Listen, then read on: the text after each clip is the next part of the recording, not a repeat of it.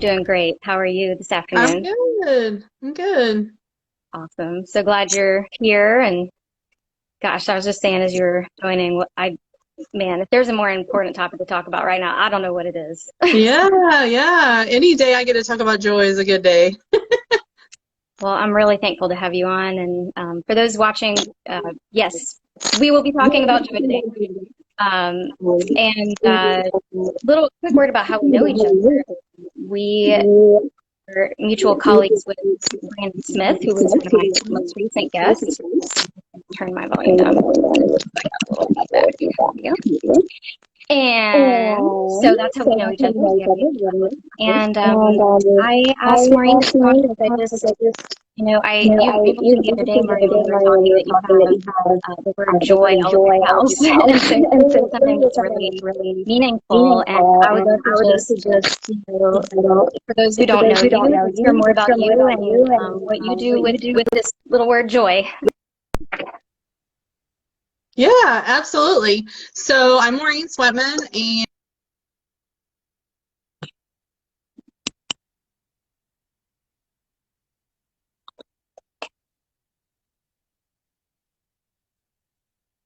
We might be having a little bit of internet connectivity issues, so bear with us. This is what happens when you're live.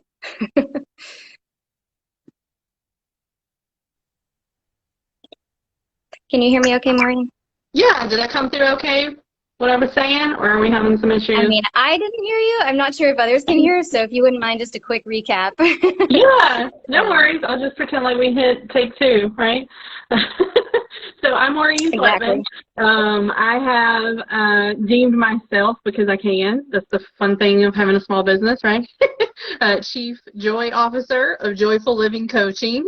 And my mission is really about bringing more joy to the world and doing that through helping people tap into their power to choose joy every day and define for themselves what that is. Yeah, so it's exciting. This is, I can't wait to get into this because, Yeah.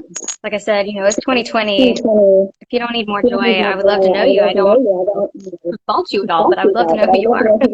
Yeah, So I mentioned a minute ago, you said you have this word all over your house, and it's clearly very meaningful. Can you tell us just more about what does joy mean to you? What does that word, what is so significant about that word for you? yeah. So for me, I'll share a little of my personal story. Childhood trauma, young adult trauma, to the point of having a PTSD diagnosis, had me in a really dark place for a long time. And in fact, I said dark, and I catch myself because I don't like that light dark dichotomy. But I was in a not positive place. I was in a negative place, a place full of fear. And that's a scary place to be in for a long time. And so things conspired to have me tap into what joy really is for myself, and through different colleagues and trainings and divinely inspired things I can't take credit for or probably even describe, brought joy to my life and helped me define it for myself. So for me, I feel like it's very personable, people to decide what it is for themselves. But regardless of how you individually define it, it's that calm, centered, grounded place that no matter what is going on, you can tap into and know that you're okay. It might be scary, it might be hard, but you know at a core that you're okay. And so for different people, that's different things. For me, it's my daughter, it's my friends, it's all my fur babies that I've rescued. They bring me joy. And the different practices I've picked up along the way and that I teach people have really helped me find joy in the small things. And so when I have those crazy days, like yesterday was an example of things were going sideways, wasn't feeling great, was cranky, had not slept enough. And so I just decided, I'm not bringing joy to the world right now. It's not a good day. I'm going to take a power nap. That's the reset I need to get grounded again, So for my practice and what I try to teach others and hope I bring to the world, is that you get to define joy for yourself. There's a lot of shoulds. There's a lot of guilt. I'm savoring reading Glennon Doyle's Untamed book. I'm reading it slowly on purpose and with discipline. And one of the things I read recently that she wrote there was, we live in a cage of shoulds. And I see that all the time with my clients. And I know it's so powerful, it gives me chills to say it. So tapping into and defining joy for yourself and getting some practices around that to grow your choice muscles, is what I like to say, really help you break that cage of shoulds that keeps us trapped in fear and negativity. Yeah. So much to dig into with that. And I love that you just said choice muscles that you recently wrote a blog. We collaborated on together. Your words, not mine. I did not think but if people want to learn more about what you mean when you say choice muscles, we'll drop a link in the comments afterwards. Gosh, so where did we even go? Go ahead. I was gonna say the choice muscles for me is kind of been a quirky kind of thing that's popped up. It is really what I've seen, again, through working with people, working through my own story, raising my daughter, thinking about developing people. I'm a strengths junkie too, so my Instagram description is fierce mom. Let's say strengths enthusiast or joy enthusiast, career and life coach. So all of that kind of says who I am, but I really feel like our strengths are a place to start, and my number one strengths, according to assessments out there, we love a good Gallup, Clifton Strengths, is developer. And so through developing people, myself, my daughter, clients, teams, I really learned that it's a choice, right? We feel like, going back to the shoulds and what society tells us, joy, happiness, peace, they're all put out there like some destination that if we check the right boxes or do the right math formula or do the right things, do the shoulds, that we'll get there someday. And in some way, it's some carrot way off in the distance. And the truth is, it's already here. You have everything you need already. You just have to tap into it. Like you are whole, whether you feel it or not. You are your own best joy maker. So for me, but we've lost touch with that. We've lost touch with our power. There's a lot of fear out there, kind of always, but right now that's even heightened, right? Like social media is pretty much nothing but fear right now, right? And there's so much going on in the world to be fearful of. But tapping into defining that joy for yourself, getting some practices, growing those choice muscles for yourself. So for me, that's kind of playing around with what works for you. What works for me or a particular client might not work for everyone. So do some trial and error. And, once you've defined what joy is for yourself, and it doesn't mean that won't evolve, start with a starting place.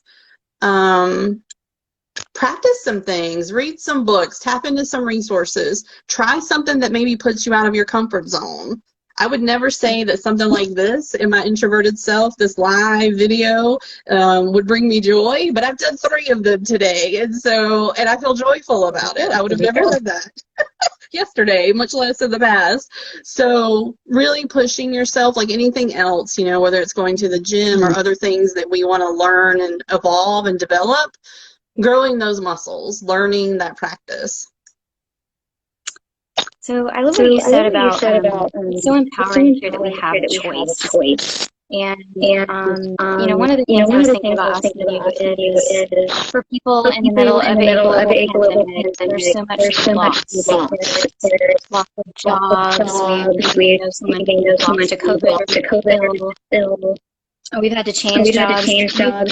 What would you say to someone who feels like there's no joy right now? Can we find joy even now in the middle of crazy? Yeah, I'm glad you brought that up. A couple of things come to mind because I really wanted to acknowledge where we are right now, both individually and collectively. So the reality and the truth is it might be hard times right now collectively, and it's hard, it's heavy, there's lots of grief, there's lots of fear and uncertainty.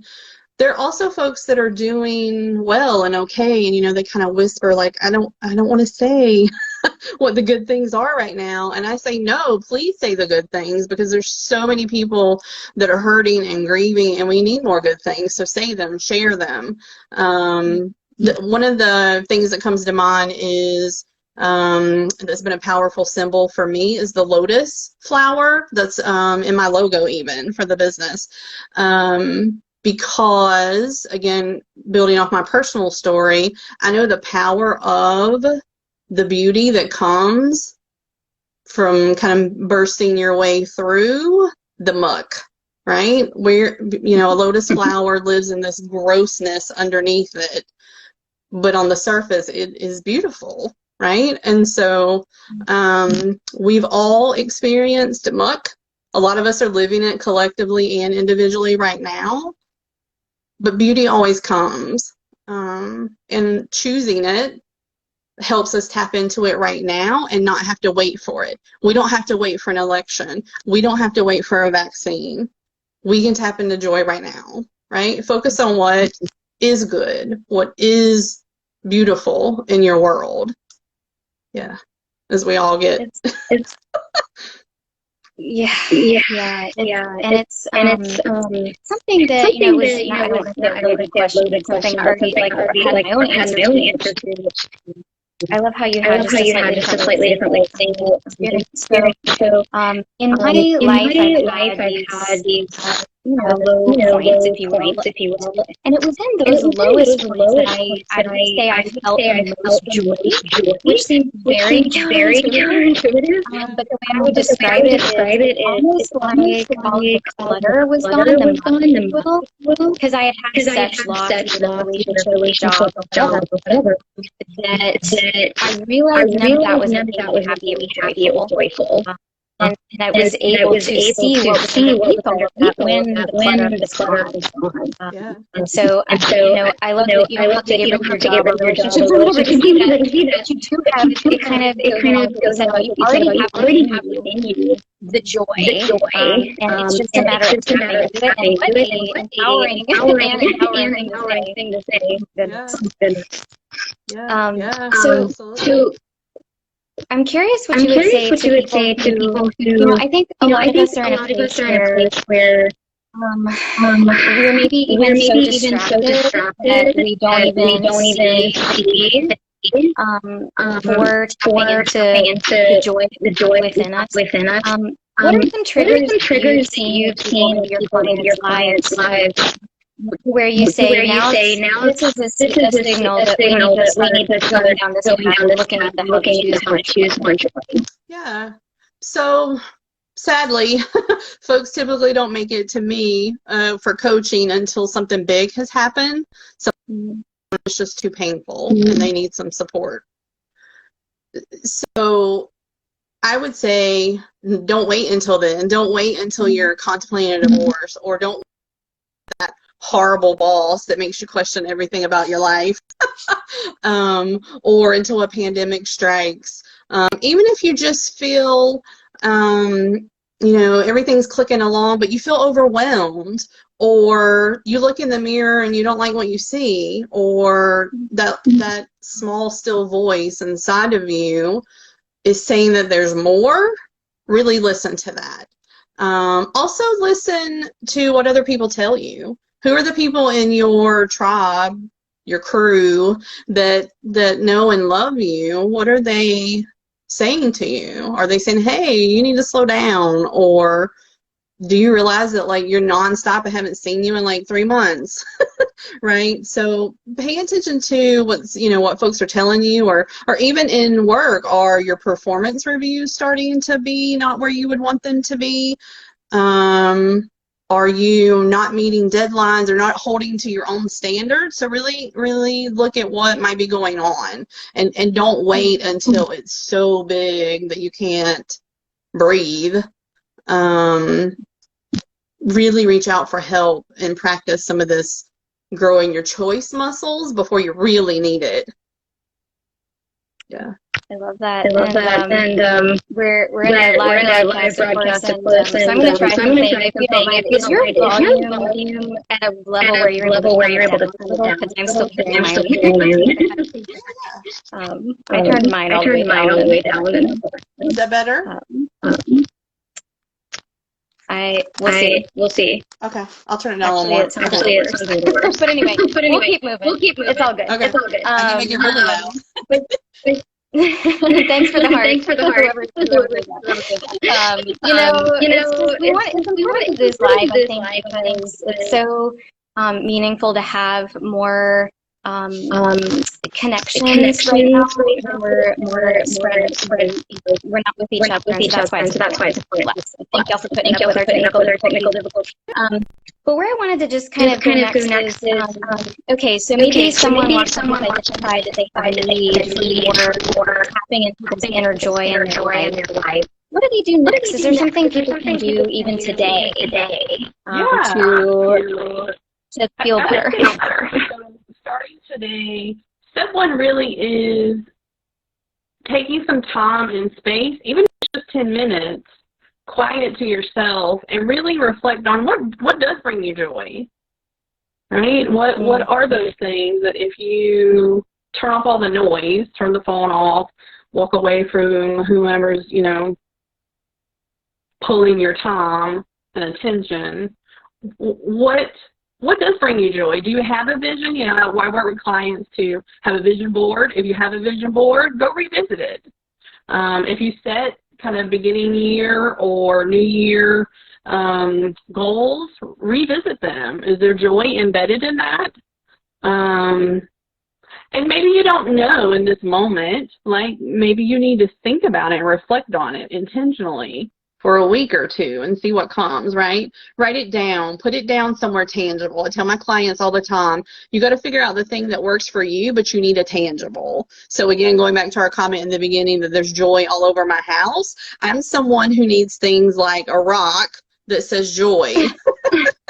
Or I have a mantra band that I wear on my wrist sometimes that says choose joy.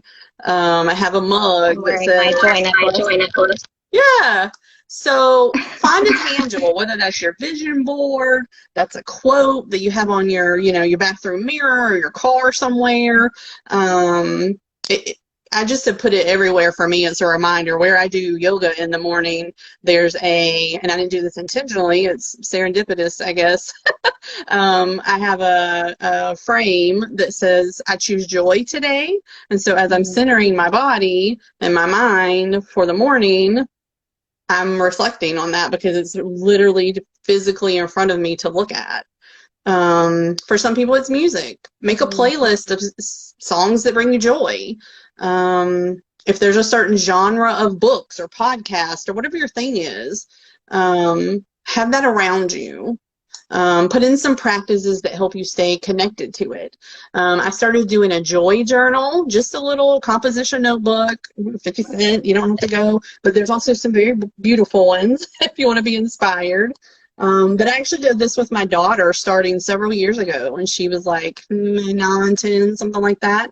And at the end of the day, because we always have our end of the day processing, would just write down at least 3 things that brought us joy that day. And now we have several of those composition books. And at first it feels artificial because I've never been one of those journaling kind of people.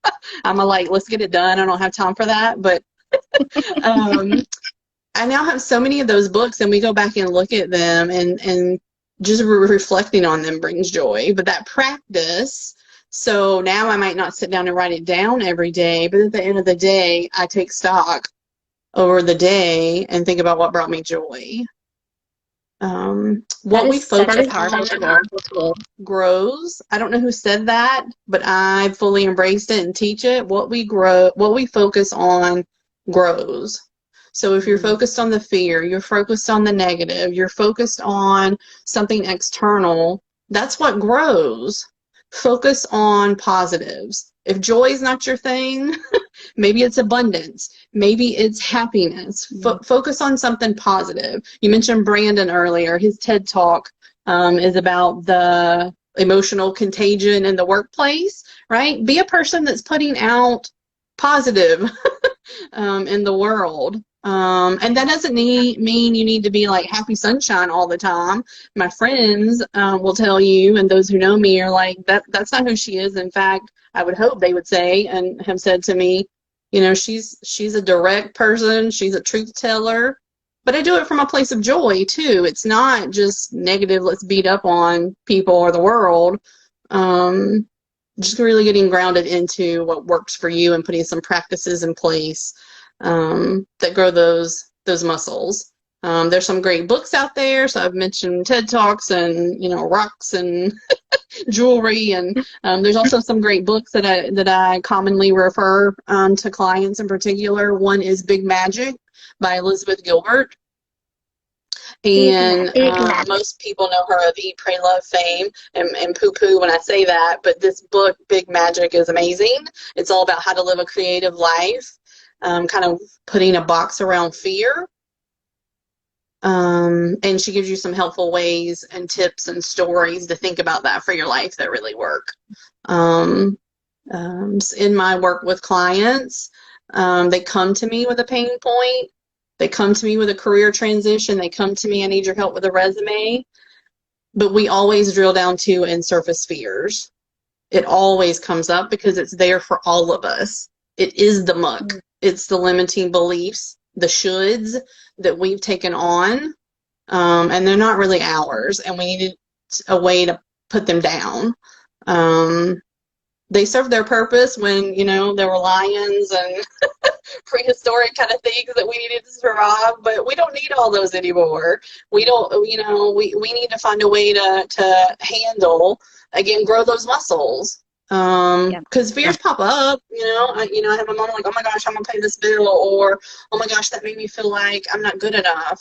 What's my go-to resource that I've found that works for me, because I've practiced a few over the years, that makes that go away, right? It puts it kind of in the back seat of the car. That brings up Elizabeth Gilbert's visual. She writes this great, fun letter to all her fears that basically says, you are in the back seat. You get to come along because you have like a lookout for danger function, but you don't get to control any of the dashboard. Like, none of the controls. That's all me, right? Like, taking back that power. So that's a good book and a good resource. I mentioned Untamed by Glennon Doyle already. That's another great one. Another great one that might be a little too woo-woo for some folks, but I found if you can kind of put that aside, again, that's kind of a limiting belief, that I found really powerful, is called Super Attractor by Gabby Bernstein. And in fact, one of the practices that I've done and I've had clients do, she talks about in that book, it's called what she calls the Choose Again method, where she it's a method to help people grow those choice muscles. So when you feel that limiting belief, that fear, whatever that thing that kind of throws you off into negative space comes up, she says, first of all, recognize it. Second, forgive yourself, and if you can't forgive yourself, forgive the thought, because we get all stumbled all over that, right? And then choose again. She calls it, choose the next best feeling thought. Thinking about kind of the emotional pyramid, right? With joy and happiness is at the top and the muck is at the bottom. We can't go from extreme muck to like the top of the mountain immediately, right? Like, we kind of have to work our way up. So what can you choose? I mean, even anger is better than despair, right? So choose again. So when you have that moment come up, she says, recognize it, forgive yourself or the thought, and then choose again. Growing that choice muscle. What can you choose differently? And I'm living testament to, at some point, it just becomes default.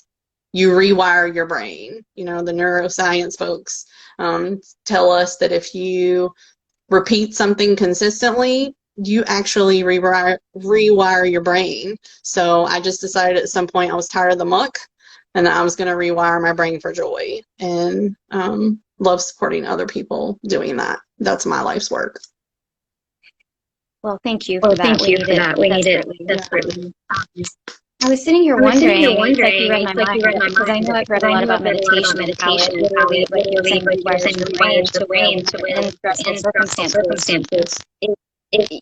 You're able to handle it better by default, and it sounds like it's very similar here, where the more you practice discipline, choosing joy, or choosing even just that notch up one little bit of a better emotion over were that over time becomes default. I don't know about those watching. Give me a heart. It feel the same way, but that's incredibly empowering to me to know that not only do I not climb the whole mountain in one day, but that it will take each step of that time.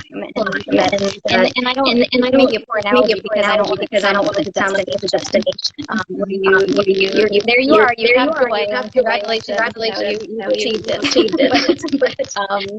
But just knowing that it's a I think it's really helpful to understand that we need to practice it. Literal muscles.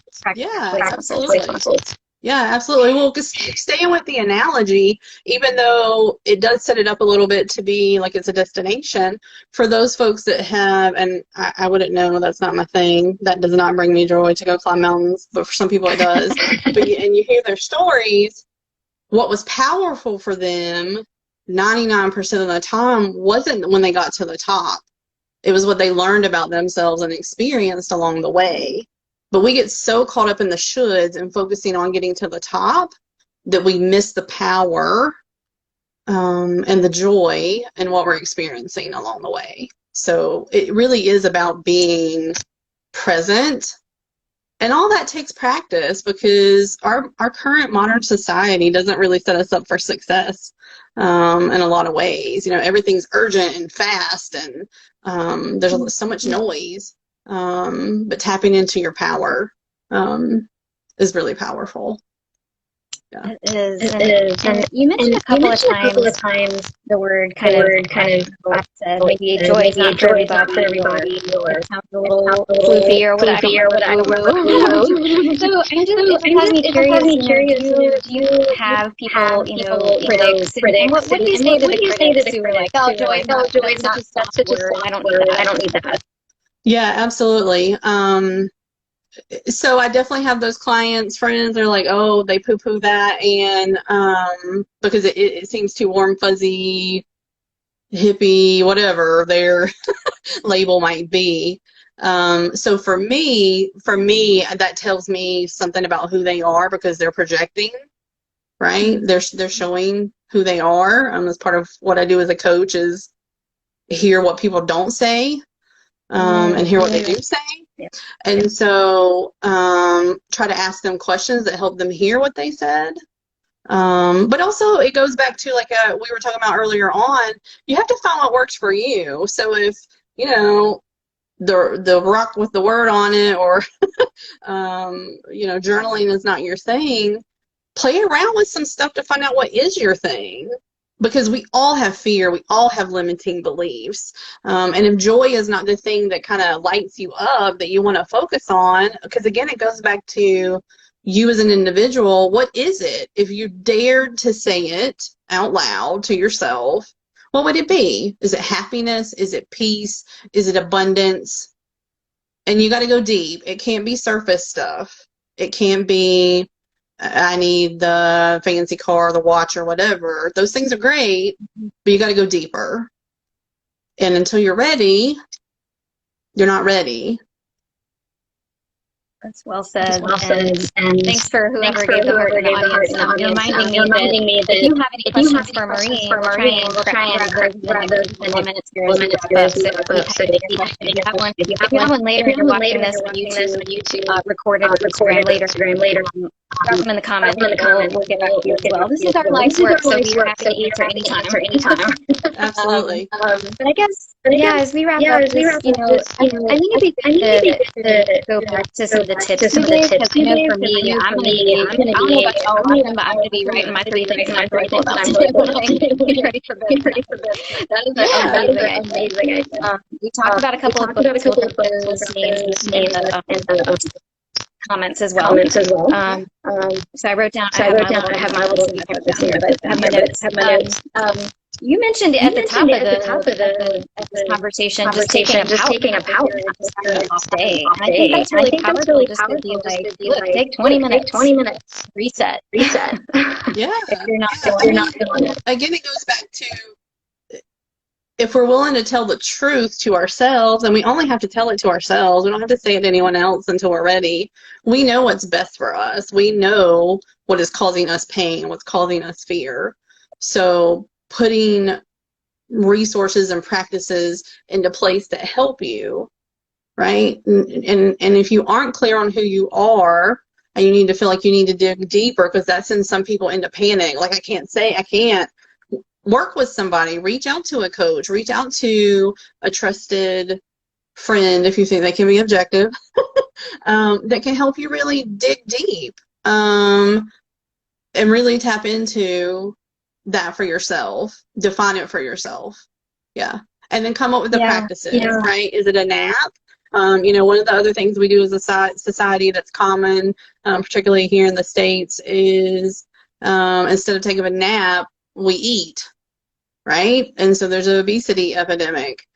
Take the nap. Don't eat the Cheetos. Like, take the nap. Like, whatever is popping up for you, even if it pushes you outside of your comfort zone, try to put something in place that addresses that issue. If it's, I don't feel good in my body, what are some things you can do to feel better in your body? And I don't mean jump into eating disorder or this crazy notion that you got to lose all this weight. Like, get up and go for a walk. If you have a piece of equipment at home, get up and go do it, even if you don't like it, right? Push yourself, because again, it's growing those muscles. Like anything else, we have to practice it. Yeah, I love that. Well, you mentioned, you touched on how to know what makes you joyful. Yeah. And something that I talk to my audiences is thinking about a time at work or at home when you just were truly joyful in the past, whatever that means for you, abundant, et cetera. And for me, when someone first asked me that, it was when I was coaching. It wasn't formally. I didn't have my business back then. It was when other employees would come to my office and ask my advice on things, and I would chat with them and try to help them. And that I found the most joyful moment in all of my work. Was that part of my job? No. But I did to help people, and that gave me a lot of information to understand what does bring joy. Yeah. A couple other ones you mentioned as far as that I wanted to say. Finding joy in every day. Trial and error, find a starting place. Reflecting, that could be journaling, that could be talking with a coach. The power of coaching cannot be understated. And revisiting goals in the past as well. So I love that. I love that tip that you gave. If you had a vision board, which they're hilarious for 2020 at this point, but if you had a vision board, if you had goals set, if you have a time in the past you can reflect on where you felt joyful, all of those I think are really great ways, tangible ways that people can do right now today to think about what brings them joy and help continue to practice choosing joy. Probably my favorite thing you've said is even the emotion, finding one notch a little bit better than where you were. Yeah. I thought that was just an incredible tip. I mean, we're not looking for perfection or nirvana here, right? We're looking for better. We're looking for more positive, less negative. So take incremental steps to get yourself there. And don't do it alone. Like, we're on this together. So for different people, that's different things. For some people, it's as a parent, it's a partner, it's a child, it's a colleague, it's a coach, all of the above. Have your go-to resource, particularly on the people front, that help you remember who you are when you forget. We all forget. Yeah. So you can be reminded. Incredibly powerful. And my favorite author, Simon Sinek, talked about that a lot. And having those little reminders around, if it's jewelry, if it's a rock, if it's whatever you need, a sign, whatever will remind you on a daily basis, but particularly having those people around you. I've been thinking a lot about that lately. I actually started just a note in a notes app that I have and a folder in my email inbox with things that made me smile. Just to encourage me on, we all have the harder days, and it's hard to get yourself out of that place by yourself. So having other people in your life who remind you of your value, remind you of what does bring you joyful, is incredibly helpful. You know, when do people feel like you're the most you? That's a great question to ask others. Sometimes it's so natural to us, we don't even know. We don't even see it. Yeah, absolutely. The other thing to think about, and this goes back to our conversation about the Clifton Strengths Assessment by Gallup. I just love that. I do that with almost all of my clients because it gives them a framework and an articulation point. And their research over the decades show that if you are using your strengths, and it doesn't have to all be in your career, but in your career, your life, you know, volunteering, in your family, if you're using your strengths, you're like 3 times more likely to say you're happy or in a positive place. So think about, is your life, your career, your relationships, are they in alignment with your strengths? Oftentimes, by the time folks come to me, again, they're at a pain point, they're out of alignment. Again, they've kind of lost who they are. So you got to kind of get that back on track, get that back in alignment. So, you know, those kind of assessments, having those trusted friends or colleagues that you can say, hey, you know, I'm off. Help me figure it out, right? Like, help me get unstuck. If you are journaling, go back and read old journals, right? If you have a vision board, revisit it. It's got to be something tangible, because we get too caught up in all the what's being called out there a lot right now, kind of the monkey mind, all the noise going on in our heads. So get some tangibles that help you remember. Put some practices in place that help you grow the muscles so that it does become rewired for you eventually. It's great advice and an unplanned plug, but a lot of what you're talking about we'll be doing at the upcoming women's conference that I co-lead in October. We'll be talking about how to use your strengths to prevent burnout and self-care and getting back in your balance. I mean, we all need these things right now. This is what our audience voted to talk about, which tells you how pervasive the need is right now. And so we're here to help each other. I'll drop a link in the chat as well if I remember, but it's inspireherconfidence.com. Shout out to Venus who did our website. It's amazing. But we'll be talking about that, and it's so important today. So gosh, well, I've really enjoyed, I mean, you have just given us so many tips. I don't even know where to start. I'm going to have to watch this back and write down everything you said, because I want to do all of them, including read the book. So if anyone, you know, wants to work with you or learn more about you, what's the best way for them to find out more about you? The best way would be to go to my website, joyfullivingcoaching.com. You can get a feel for my practice. You can get a feel for my bio of who I am. I'd encourage you to follow and read along my blog. You can kind of get a sense of my style, kind of that balance of like compassionate, direct truth-telling kind of style of coaching, focused on joy and strength. So that's probably the best way. And then there's a way you can contact. I've even just gone ahead and put out there that you can get yourself on my calendar using the website. So if you're ready to, you know, have a consult and let's discuss what it might be to work together, you can get yourself on my calendar. So that's the best way. I'm on all the socials, of course. LinkedIn and Instagram are my name, Maureen Sweatman.